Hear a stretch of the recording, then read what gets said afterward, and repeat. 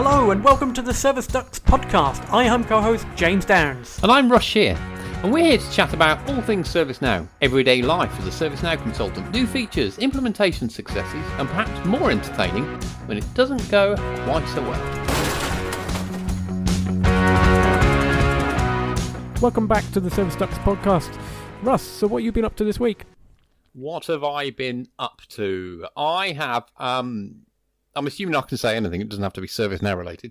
No, anything at all. I've been to London, and the highlight of my week is I went into Waterloo Station, and I don't know if you've seen these, but in London you can now rent those scooters, electric scooters.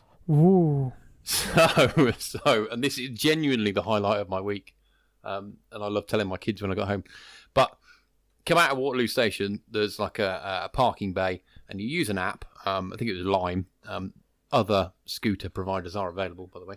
But you can scan your app, you do your ID, and you get an electric scooter, and you can whiz around London. So that's what I did this week. Highly recommend.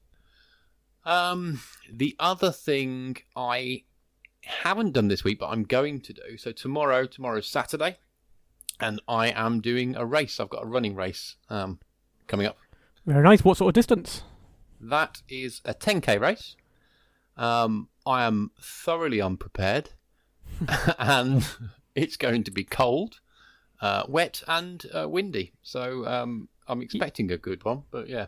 Yeah, see, that turns off most people, doesn't it, when you talk about running outside? I think anytime I see any bad weather, I'm definitely a fair weather runner myself. Yeah, no, it's more of a mental game, absolutely. But yeah, that's the plan for me. So that's something I've done and something I'm going to do. But yeah, what about you? What have you been up to? This week, a couple of interesting things. So, off the back end of last week, we finished off a really cool hackathon. So, I led a team into developing a solution to fight the transport emissions in Sofia in Bulgaria.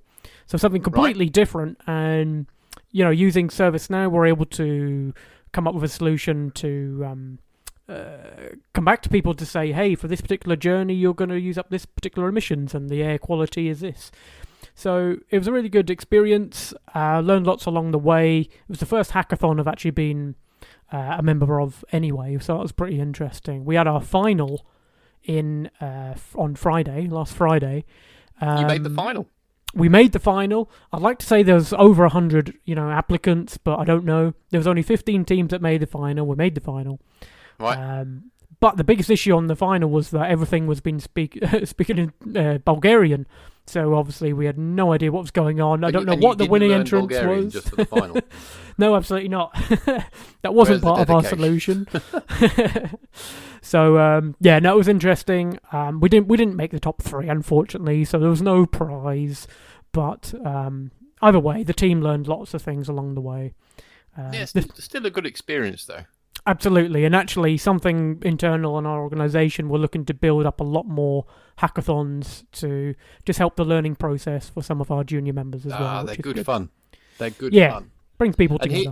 Here's the key question. Would you recommend it to a friend? Doing a hackathon?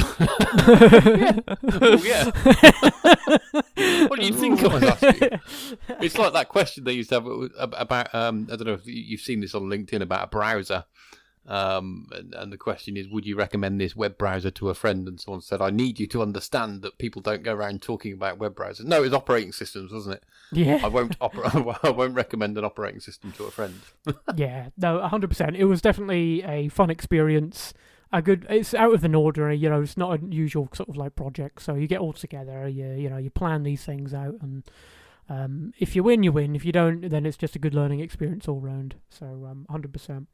Yeah, that's good. I'm jealous. That beats my scooter story. I quite like your scooter story because I've seen those in only the likes of Tenerife and places like that. We can just scooter down the shore, but I didn't even realise that. I hadn't told you about that either. I saved it for the podcast, didn't I? Surprised me. I like it. Okay. So anyway, enough waffle. People have come here to listen to us talk about ServiceNow stuff. Yes. So I suppose we best get on topic. So what are we talking about this time? What are we talking about? This time we're just talking about our journeys. So how we actually made it, how we got to where we are today in the profession that we love. Okay, so our ServiceNow journeys, how we went from start to now. I get you. Okay, so why don't you kick us off? What about you? How did you start? Where are you? And what lessons have you got for people? So my role today is a advisor solution architect. So basically I provide technical design and oversight for our more complex enterprise customers. I work a lot with the pre-sales teams on large deals, but essentially ensure that our customers get value from the platform is basically my job.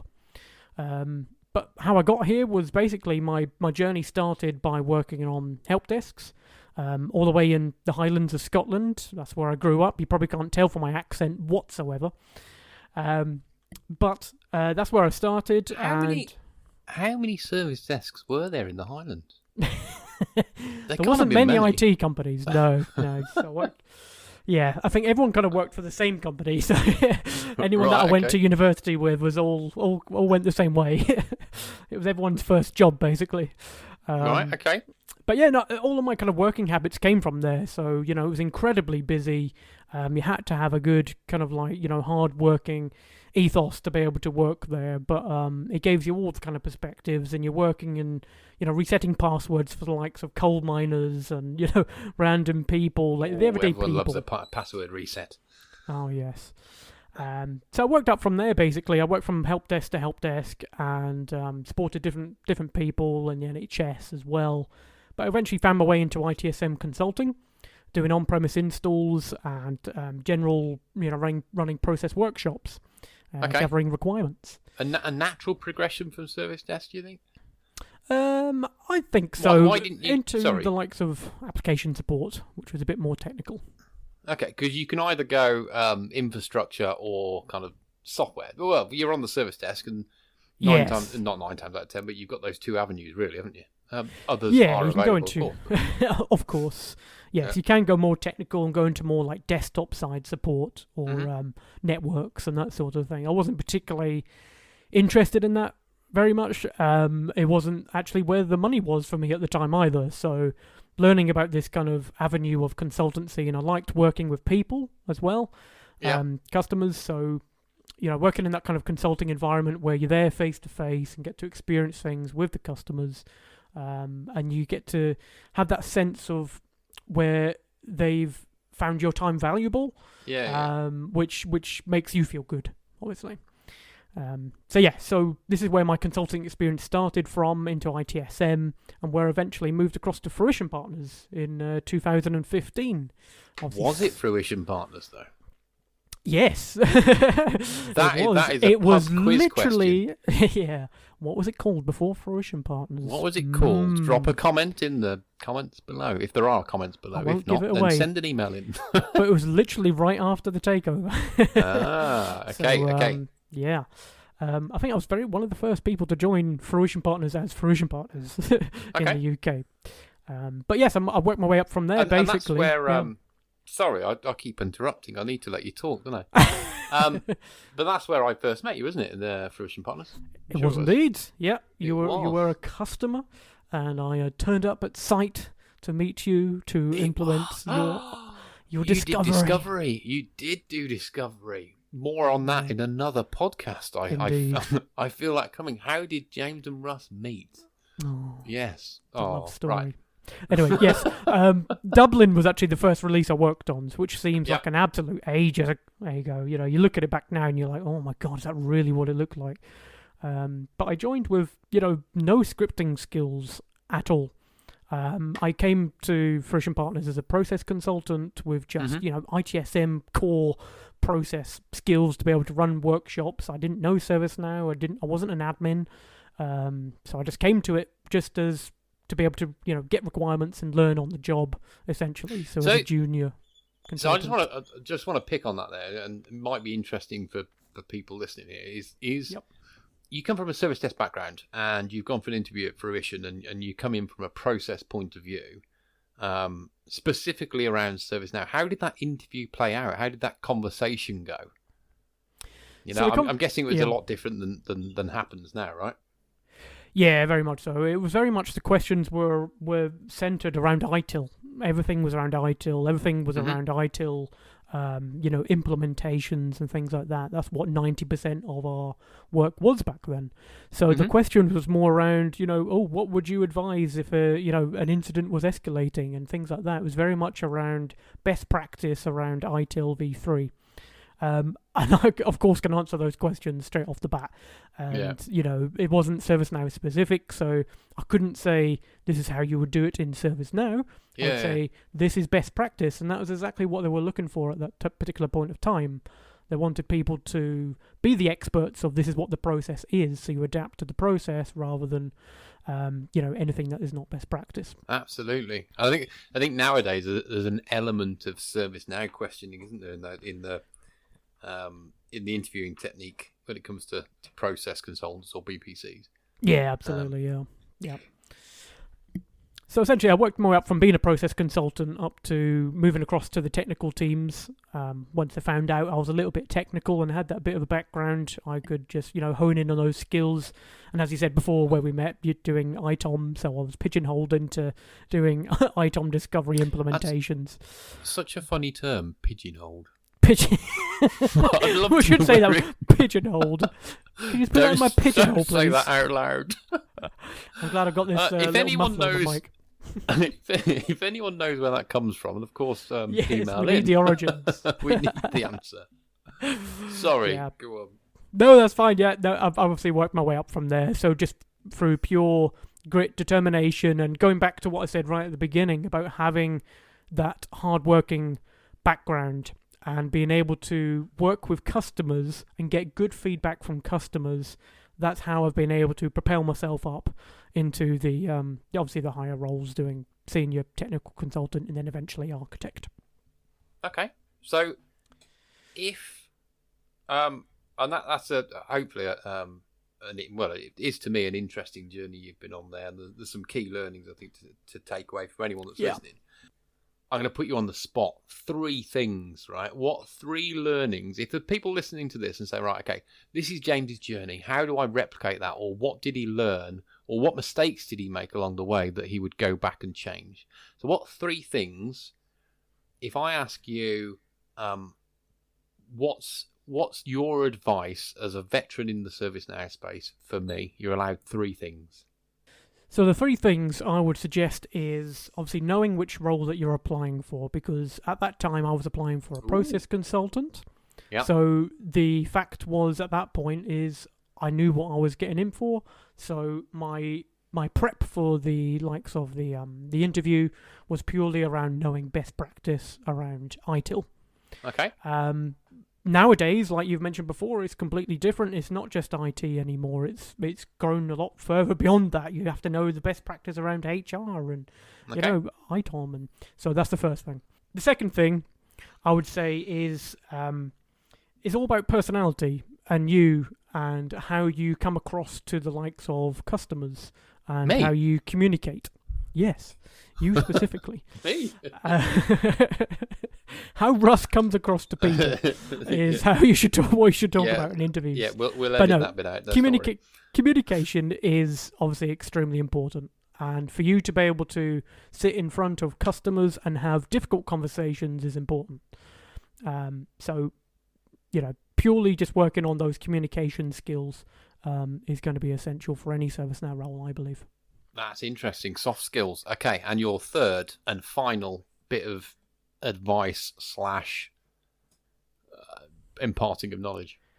And this is where I went wrong, right? So I should have absolutely have done more prep in terms of understanding both fruition partners, the business, as well as ServiceNow. So I did not do anywhere near enough preparation about just understanding them as businesses, where they are today, where they're going to, understanding the tool sets. There is more than enough capabilities at the moment for you to kind of spin up your own personal development instance to have a play and to understand it. And there's enough, now learning documentation out there that you can build these skills up before you actually go for an interview. I didn't do that and I went wrong. That's interesting. That tells a story, I think, because that is essentially what we're saying is when you did land the gig, there were times when you were put on the spot and perhaps weren't necessarily 100% prepared, maybe? Yeah, absolutely. I was chucked straight on an admin course because I knew nothing. Yeah. We've all been there. I think I remember one of my first consultancy projects. I was asked to do resource management. I'd never done resource management before in my life, and it was my second day at the job. But I managed to get through it, and the customer was happy. The fact that ServiceNow is so vast right now, there's no way possible you could know absolutely everything. Yeah. And you could land any particular gig, and you have to have that kind of mentality of being able to prep for these projects that are coming up. So that's a skill in itself. Yeah, that's some good. That's me. I guess we should turn the tides here and just look at your journey. Are you able to give some kind of summary? Yes, please. So where am I now? So I am currently an independent contractor. That means I work for myself. It's nice. But I work on behalf of different partners and for different customers, right? So I'm a technical consultant, I should say. So technical architect, lead, more of a technical capacity, I'd say. So that's where I'm at right now. So I cover multiple roles there. Yeah. Where did I start? So I start like you. This is interesting, actually. So like you, I start from a service desk background. And you're going to have to keep me on track here and keep me to time because I'm going to go off on a tangent. So I'm relying on you. But I started off on the service desk, and I remember that, actually. I begged and pleaded the recruitment agent. I was doing sales jobs up until then. And I was kind of in a rut, didn't really know what I wanted to do. This is my 20s, a bit bored, a bit miserable. Still am, arguably. But I begged and pleaded. I wanted to go into the IT industry. So I begged and pleaded this recruitment agents who got me a job as a service desk agent. So I joined CityLink, who are no longer here anymore, but I joined as a service desk agent, and I just worked really hard. I didn't have an IT background. In the interview, I didn't know what I was saying, but I certainly didn't have a degree. Absolutely no degree in computing, just what I'd learned on a kind of a hobby level. And I just worked really hard. And the team I worked with, if any of them are listening to, were absolutely phenomenal. And I don't mean technically phenomenal. I just mean as a unit, we worked really well together. We all got on. We met up after work. It was just a good team. And they really, really helped me to learn IT and what that means in terms of, communication skills. And something you said as well in terms of how to communicate. I was quite good at that point in communicating with customers. So on the service desk, I worked up pretty fast to being a team leader. And then I went to be a service desk manager and a global service desk manager. So I worked my way up relatively quickly. But it was just from working hard, dedication, no family and kids at that time. So you can do that. And then I took on a global service desk manager role, and the first conversation I had with the director was, can I implement ServiceNow globally? So that was, I think we should do a podcast on this maybe, because I've got some interesting learnings. But implement ServiceNow globally, that was my first touch point. I think that was Eureka. Was it Eureka? Okay, might have been just been going to early Eureka. on. Yep. It might have been the one before. It might have just been upgrading, I forget. But yeah, that was Eureka, and I kind of just fell in love with the platform. This sounds really sad, doesn't it?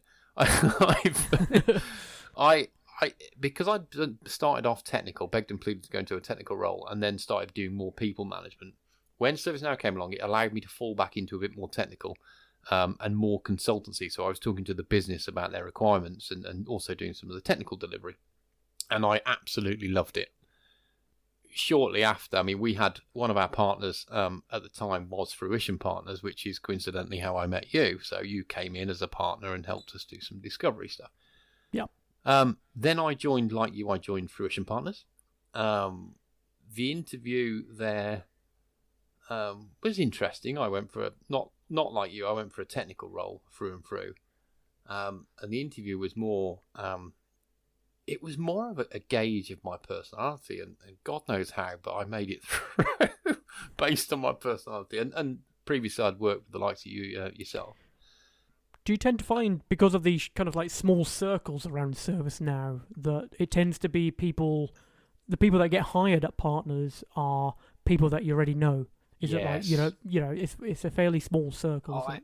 That is a good question, right? And I was only talking to someone about this the other day, that a few years back, it was very much like that. And, like yourself, there's lots of partners about, but you kind of know people at each partner, right?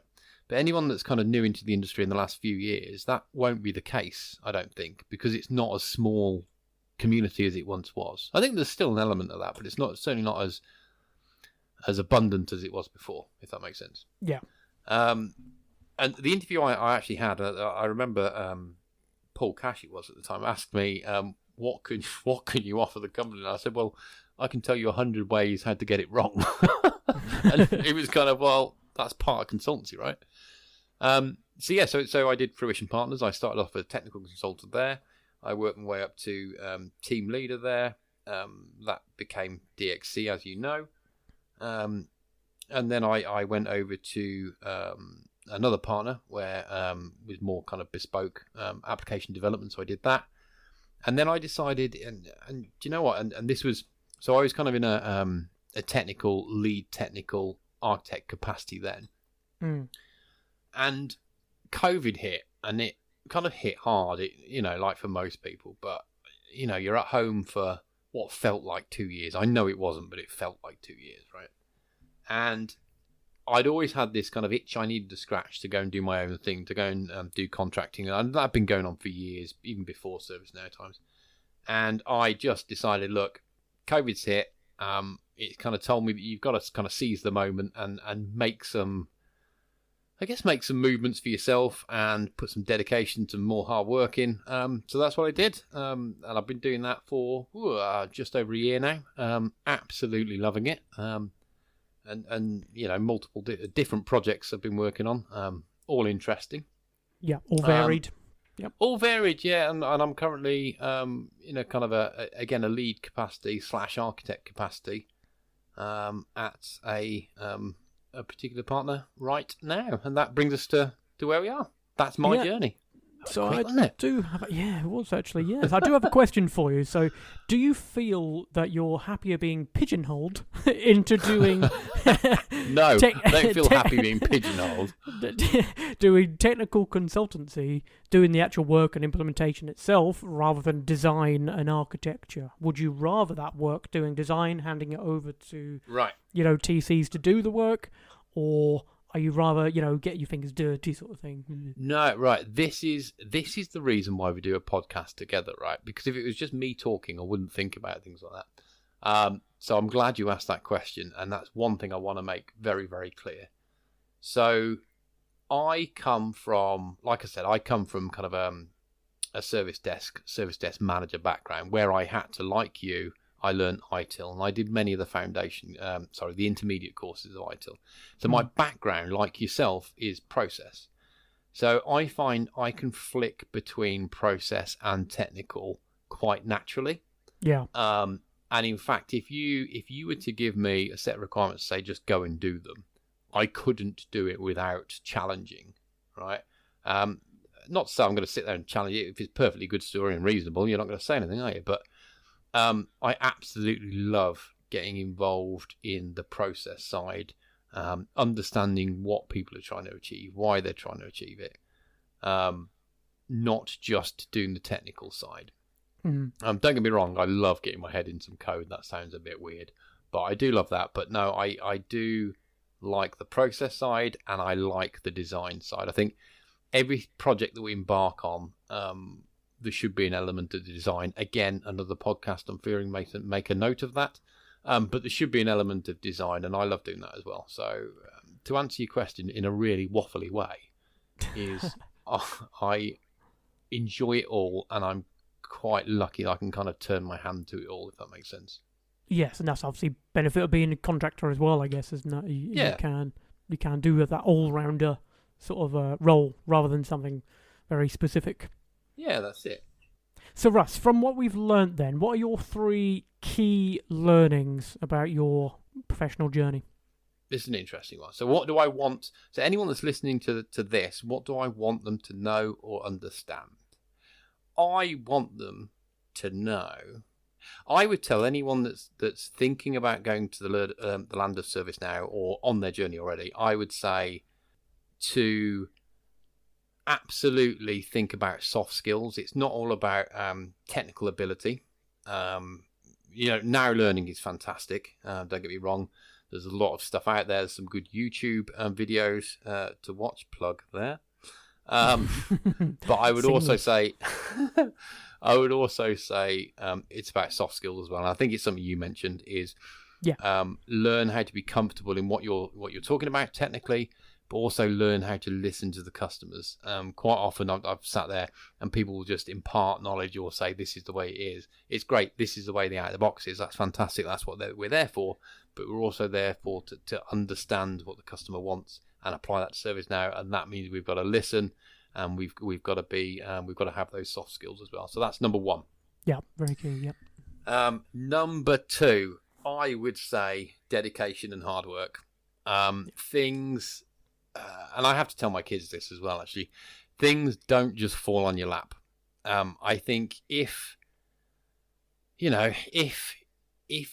I can put this in context for coding. So, for example, if you've got a particular bit of code that you're working on, business rule or, I don't know, script include or widget or something, and it's just not working, it's that tenacity to keep going until you either work it out or you're able to find other avenues to work it out. Stack Overflow, community, again, YouTube plug.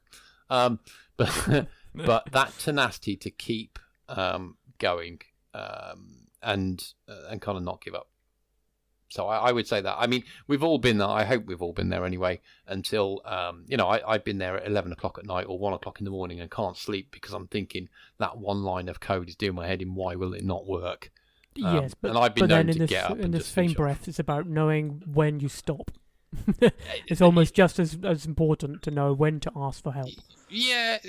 There's that balance. Yeah, you can't keep going and then kind of get lost in the ether, but you do need to have a certain level of tenacity to try and work it out. Okay, so that's my number two. Okay, yeah. That's my number two. My number three was actually going to be, well, it will be, is to enjoy it. Is to enjoy doing what you're doing. I'm not sure how you deliberately do that, but you can put there's ways and means that you can make things fun. But I genuinely enjoy doing what I'm doing, and if I didn't, it'd be quite a painful experience. But yeah, I would it's a just really say good point enjoy actually, it. because a lot of the time in IT, especially IT jobs, people do it because they know they're good at it, because it's comfortable, not because they enjoy it. I think that's a fantastic reason for anybody out there who is looking to apply for any ServiceNow position. If you genuinely have an interest and find it enjoyable to work with, then it's going to make life a lot easier. Yeah, and it kind of works with something that you said right towards the start of your journey, is the money was good, right? And I think if there's anyone out there that goes to interviews for ServiceNow or any other roles and they're not thinking about how much is this paying, you know what I mean? Come on, you don't go to an interview without knowing how much he's going to pay you, or at least if you do, you go there slightly annoyed that you can't ask that question inside the interview. Yeah, oh yeah, you absolutely want to. Yeah. So yeah, from your point earlier, yeah, of course the money needs to be good, but I would say it needs to be more enjoyable is more important. It's definitely more important to me anyway. So enjoy 100%. It. That's my third one. Yeah. So we got, just to summarise, we've got the core skills. We have the hard work and dedication. Dedication.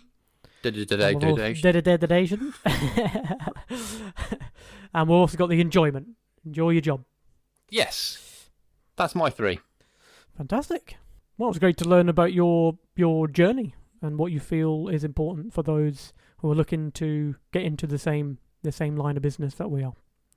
So if I guess if anyone's got any questions about journeys or on a similar journeys, or perhaps just wants to share their journey with us, maybe we could read them out next time. We could do a section, couldn't we? Next time we'll read out people's emails, perhaps. Absolutely, yeah. Dispel the myths. If you've got any questions or insights or any topics you want us to cover, just, give us a shout. And I guess we'll wrap it up here, and we'll see you next time. Yep, just watch out for those pigeonholes. That's all for today's podcast. Thank you for listening, and if you want to get your question answered by the Service Ducks, get in touch through talktotheduck@service-ducks.com, or just use one of the links below.